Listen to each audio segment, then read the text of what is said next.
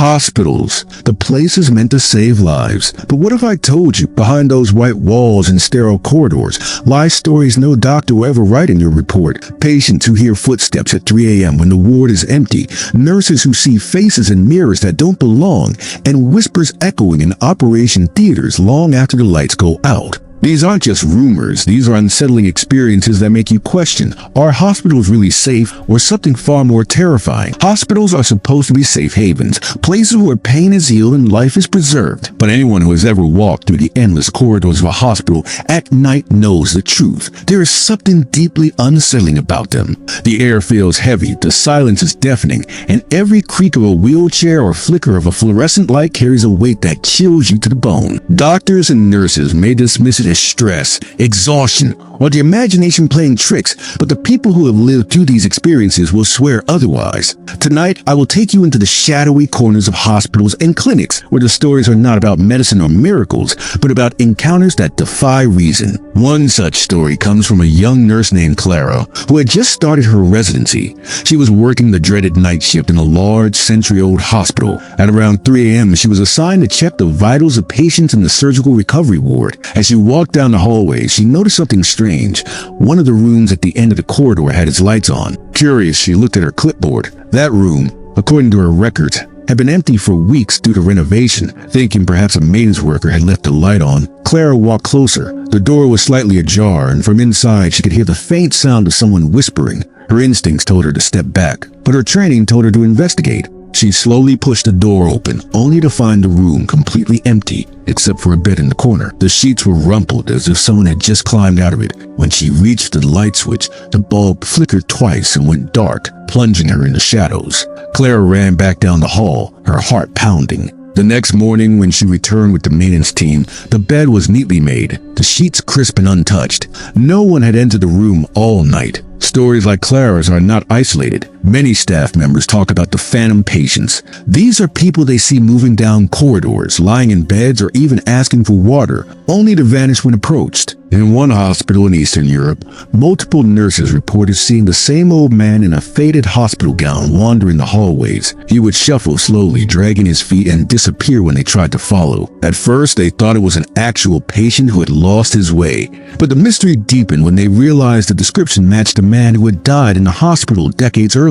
The ward where he was most often seen? It was the same ward where he had taken his last breath. For patients, the experiences are even more terrifying because they often occur when they are at their weakest. Imagine lying in a hospital bed, unable to move because of surgery or medication, when you suddenly feel the weight of someone sitting on the edge of your mattress.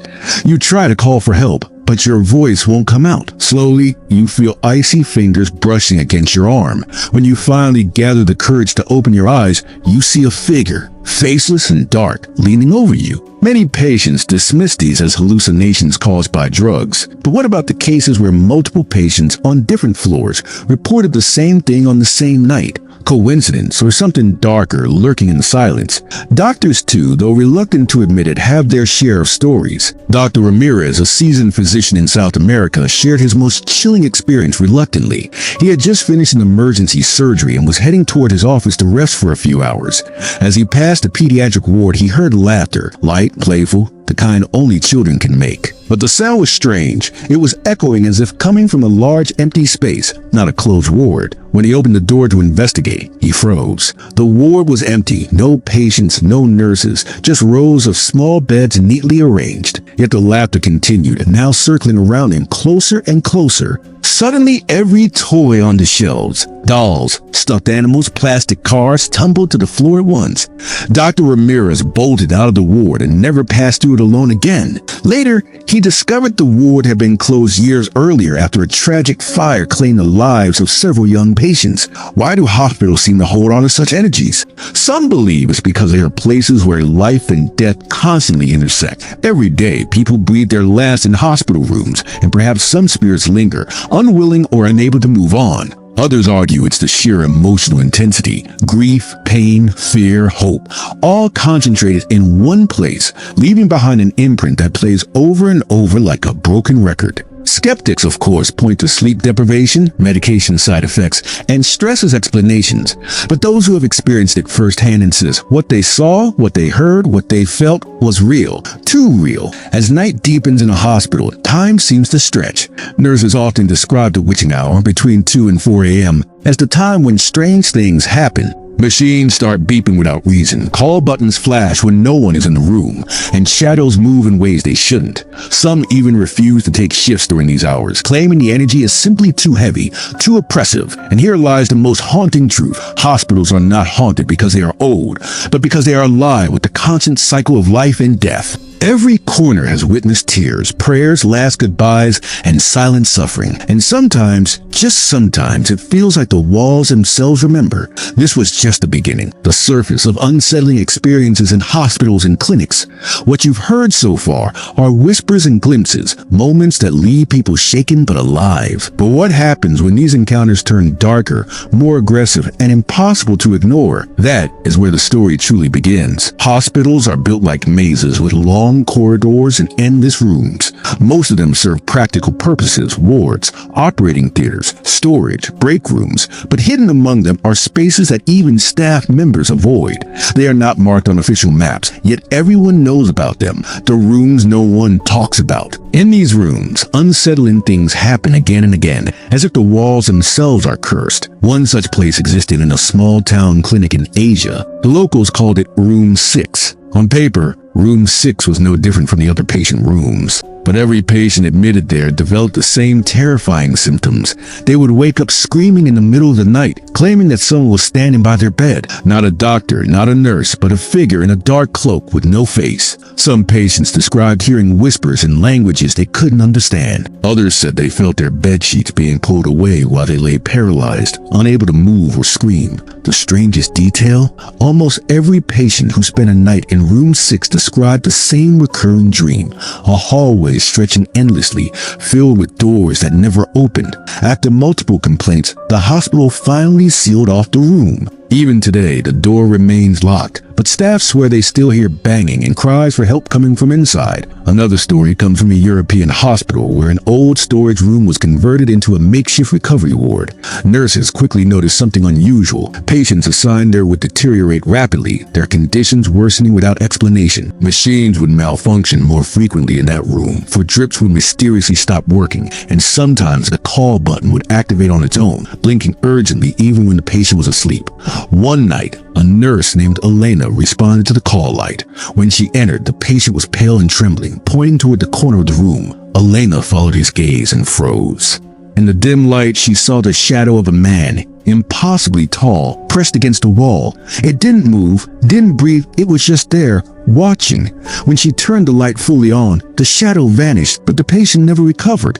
He passed away 2 days later, whispering the words, "He's still here." Then there are the morgues, perhaps the most unsettling hospital spaces of all. Cold, sterile, and silent, morgues are meant to be places of stillness. Yet countless employees have stories that make them shiver. In one South American hospital, a janitor swore he heard knocking from inside a refrigerated drawer. Thinking it was a mistake, he pulled the tray out, only to find the body perfectly still. He tried to dismiss it, but as he closed the drawer, the knocking returned, louder this time. Terrified, he fled the morgue and refused to work there again. Later, other staff confirmed hearing the same sounds, sometimes accompanied by muffled cries. Doctors explain it away as post-mortem muscle contractions or air pockets escaping the body, but the janitors, the ones who heard the cries, will tell you those were not random sounds. They were desperate pleas. But what makes these experiences most disturbing is how consistent they are across different countries, cultures, and time periods. A nurse in the United States, a doctor in India, a patient in Japan, all describe eerily similar figures, sounds, and feelings. They speak of cold hands gripping theirs, of voices calling their names when no one is there, of doors opening by themselves and rooms locked from the inside. The details overlap too perfectly to be coincidence, and yet no one can ever prove it, because the moment you turn on the lights or bring others into the room, everything stops, as if whatever lurks there knows it is being watched. Perhaps Perhaps the most chilling accounts were the ones where multiple witnesses see the same thing at once. In one case, 2 nurses were making rounds in a psychiatric hospital late at night. They passed by a patient room and saw a woman sitting on the bed, staring blankly at the wall. Nothing unusual except the room was empty. The patient assigned there had died earlier that day. Both nurses stood frozen, unable to breathe, as the woman slowly turned her head toward them, revealing hollow, dark eyes. They ran, but when they returned with colleagues, the room was empty again. Neither nurse ever worked the night shift after that. Some experiences are subtle, but no less terrifying. A doctor once reported that every time he walked past a certain operating theater, he felt as though someone was following him. The footsteps echoed behind him, perfectly in sync, but when he turned, there was nothing. One evening, he decided to test it. He walked slowly, counting his own steps, then suddenly stopped. For a moment, silence. Then, one more step, not his. That was the last time he walked that corridor alone. Patients, of course, are the most vulnerable. They enter hospitals weak, frightened, and often half-conscious from medication. Many describe seeing figures standing at the foot of their beds, sometimes dressed in old-fashioned clothing, sometimes featureless and shadowy. Some even mistake these figures for nurses, asking for water or help, only to realize moments later that no one had entered their room. A young woman recovering from surgery described waking up to see 3 figures surrounding her bed, whispering softly in a language she didn't understand. She tried to call out, but her voice caught in her throat.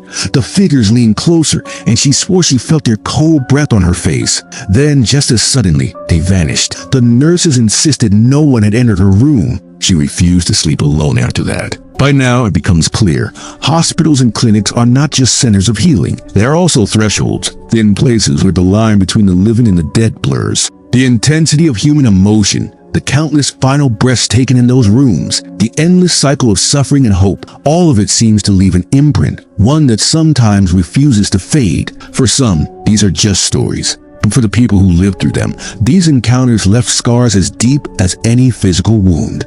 And this is where the question grows darker. If hospitals can trap these energies, what happens when they don't just linger, but interact? What if, in some rooms, something far more sinister is waiting, watching, and feeding on the fear of those who enter?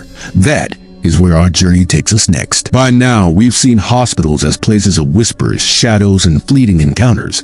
But there comes a point when these experiences stop being passive, when the strange figures and eerie noises cross into something darker, more aggressive. These are the stories that doctors hesitate to tell, that nurses whisper only during hushed conversations in the break room.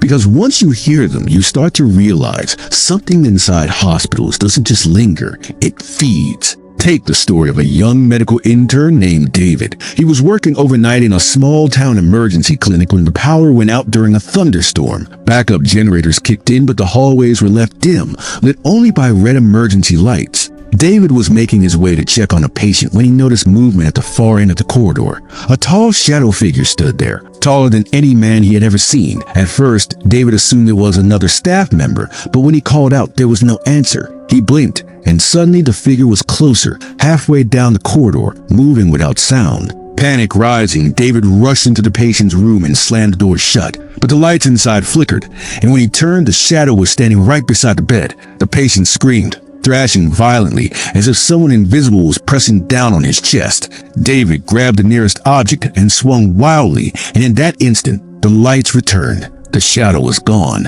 but the patient, he was dead. Official reports said cardiac arrest. David left medicine soon after, haunted by the memory of what he swore wasn't a hallucination. There are countless stories like this, moments where the haunting becomes physical. In one psychiatric hospital, several patients complained of being scratched during the night. Nurses dismissed it until they began finding deep red marks on patients' arms and legs, marks too deliberate to be accidental. Some patients claimed that dark figures sat on top of them, pressing down until they couldn't breathe. One even described waking up to see long, bony hands gripping his wrists, leaving bruises that remained for days. Staff members tried to explain it away as self-harm, but the patterns of the injuries told a different story. These weren't random scratches. They were fingerprints, cold, inhuman fingerprints. And it's not just patients who suffer. A nurse named Hannah shared her experience while working in the intensive care unit. She was charting vitals when she felt someone tap her shoulder. Expecting to see a colleague, she turned, only to find no one there. A second later, she felt the same tap again, harder this time, but still no one behind her. She laughed nervously, blaming exhaustion, and returned to her notes. That's when her pen flew from her hand, as if ripped away, clattering across the floor. Hannah bent to pick it up and froze. In the reflection of the glass cabinet nearby, she saw a pale, eyeless face staring directly over her shoulder. She screamed, and moments later, other staff rushed in to find her shaking uncontrollably. After that night, Hannah refused to work in that unit alone. What makes these violent encounters most chilling is how targeted they seem. It's as if whatever lurks in these halls chooses its victims carefully, those too weak to fight back, or those who dare to notice it. Patients often say the attacks begin with a strange heaviness in the room. Machines start malfunctioning, the temperature drops, and then comes a sensation of being watched. By the time the attacks begin, it's already too late. Some patients describe it as being drowned in darkness, others as being smothered by an unseen weight, and almost always the aftermath is the same: exhaustion, bruises, or in some cases, death. Skeptics might argue that these experiences are born of stress, grief, or medication. But what about cases where multiple people witness the same violent event at the same time? In one chilling report from a hospital in Latin America, a group of nurses were attending to a dying patient when all of them saw the same thing. As the patient's heart monitor flatlined, a dark figure emerged from the shadows of the room. It bent over the patient's body, almost as if pulling something invisible from his chest. The nurses screamed, dropping their equipment as the figure vanished into the corner. One nurse fainted on the spot. The others resigned within weeks. To this day, that hospital avoids talking about what happened in that room, but the staff who were there will never forget it. Doctors trained to deal with science and evidence are the hardest to convince, yet even they have their breaking points. Dr. Chen, a respected surgeon, once recalled finishing an operation late at night. Exhausted, he entered the locker room to change. As he reached for his coat, every locker door slammed shut in unison with a deafening clang. The sound echoed so loudly that other doctors rushed in, but when they arrived, everything was silent. Dr. Chen tried to brush it off. But later that night, as he drove home, he caught a glimpse of something in his rearview mirror. In the backseat, for a split second, he saw a figure in scrubs, face covered in blood, staring at him. When he whipped his head around, the seat was empty. He never worked late shifts again. If these stories are true, what does it mean? Are these violent encounters echoes of suffering, or are they something else entirely? Something feeding on fear, pain, and death? Hospitals are places of high energy, where emotions run raw, and the boundary between life and death is fragile. Maybe whatever haunts them thrives in that environment, growing stronger the more it is acknowledged. Perhaps that is why so many staff members refuse to talk about their experiences, because speaking of it gives it power. The unsettling part is that these violent encounters often escalate. A shadow in the corner becomes a tap on the shoulder, a tap becomes a shove, and before long, patients and staff alike are left injured, or worse. And the more the stories spread, the more people begin to notice the same signs: the flickering lights, the sudden cold, the whispers in empty corridors. It's as if the very act of noticing invites the presence closer, daring it to strike. And yet, despite all these warnings, people continue to work the night shifts, patients continue to check in, and life and death continue to dance their eternal dance within hospital walls. Because hospitals are necessary, they are unavoidable. But the question remains, what price do we pay for walking through corridors that may not belong only to the living? The darkest stories, however, aren't just about violent encounters. They're about what happens when the living and the dead overlap so completely that reality itself begins to bend. Patients seeing people who aren't there, doctors reliving surgeries they never performed, nurses carrying out tasks in wards that don't even exist anymore. Those are the experiences that truly unsettle because they suggest something far worse than hauntings. They suggest that the hospital itself may be alive. And that's where our story turns next. By now, we've heard of whispers in the corridors, shadows that watch from the corners, and figures that sometimes attack the living. But the most unsettling experiences in hospitals go even further, beyond hauntings, beyond ghosts. These are the moments when the building itself feels alive. The walls breathe, the rooms remember, and reality bends in ways no science can explain. For those who witness it, the experience is not just terrifying, it shatters their understanding of what is real. One of the most disturbing accounts comes from a paramedic named Luis. He was wheeling a patient into a trauma unit when he realized the hallway ahead of him looked unfamiliar. The walls were cracked and yellowed, the floor tiles uneven. The fluorescent lights buzzed faintly, flickering in unnatural rhythms. Confused, Luis pushed forward, thinking he had taken a wrong turn. But when he looked back, the hallway behind him had vanished. In its place was a wall, sealed and solid. Panic surged through him as the patient on the gurney began to convulse, eyes rolling back. Luis pushed harder, desperate to reach the trauma bay. At last, he turned the corner and suddenly found himself back in the normal, brightly lit hospital he knew. The patient survived, but Luis never spoke of what he saw until years later. To this day, he insists the hospital shifted around him, trapping him in a place that didn't belong to this world. There are countless similar stories, doctors walking into operating theaters that no longer exist, nurses entering rooms that appear one night and are gone by morning, patients who swear they were treated by staff members who have been dead for years. One chilling case involved a woman recovering from pneumonia. Late at night, a kind old doctor visited her room, adjusted her oxygen, and reassured her that she would be fine. The next morning, she thanked the attending physician for sending such a compassionate doctor during the night. He stared at her in confusion. The man she described matched a photograph of a doctor who had died in that hospital nearly 2 decades earlier. What's most unnerving is the suggestion that these are not ghosts in the traditional sense, but echoes, pieces of time replaying, fragments of memory etched into the foundation. Imagine a record player stuck on a single note, replaying it forever. Hospitals, with their constant cycle of suffering and hope, may be filled with such broken records. And sometimes the living accidentally step into them, forced to relive moments that should have ended long ago. But what if it isn't just echoes? What if something darker is shaping those memories, twisting them, using them as masks to interact with us? In one hospital in the Middle East, staff often spoke about the screaming ward. Patients transferred there would complain of hearing wails echoing through the walls, cries so loud they drowned out their own thoughts. Nurses dismissed it at first, until one night the screams were so piercing that the entire ward heard them simultaneously. They rushed from room to room searching for the source, but every patient was asleep. The screams, however, continued, growing louder, vibrating through the floors, until the lights in the corridor shattered all at once. The ward was evacuated, and to this day, that floor remains abandoned. There are also stories of phantom staff. A nurse in North America described chasing after a colleague in blue scrubs who walked quickly past her in the corridor. She followed, calling out, but the figure never turned. When the nurse finally caught up, she found herself staring into an empty, locked supply room. Later, she described the staff member's uniform in detail, only to learn it matched the old design of scrubs the hospital had retired over 30 years earlier. What unsettled her most wasn't the uniform, but the fact that the Phantom walked with such purpose, like it belonged there more than she did. These experiences force us to confront a terrifying possibility. Hospitals may not just be haunted by the dead.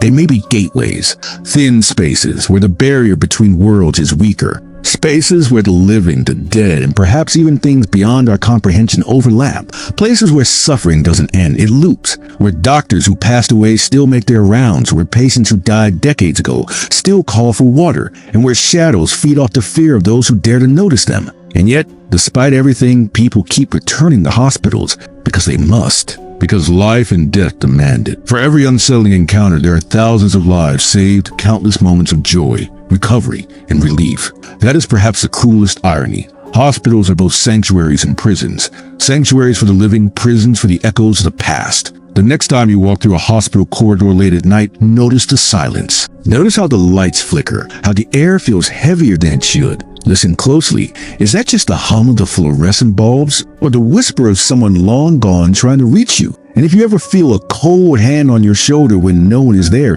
don't look back. Because sometimes a hospital isn't just treating patients. Sometimes a hospital is watching you. These were just a few of the countless unsettling experiences inside hospitals and clinics. Stories that blur the line between science and the supernatural. But tell me, do you believe these are just hallucinations of tired minds, or proof that something darker lingers in the very places meant to heal us? Write your thoughts in the comments below. I'll be reading them. And if this chilling journey kept you on edge, don't forget to hit like, share it with a friend, and subscribe for more stories that will keep you awake at night. Because remember, some walls have memories and some hospitals never forget.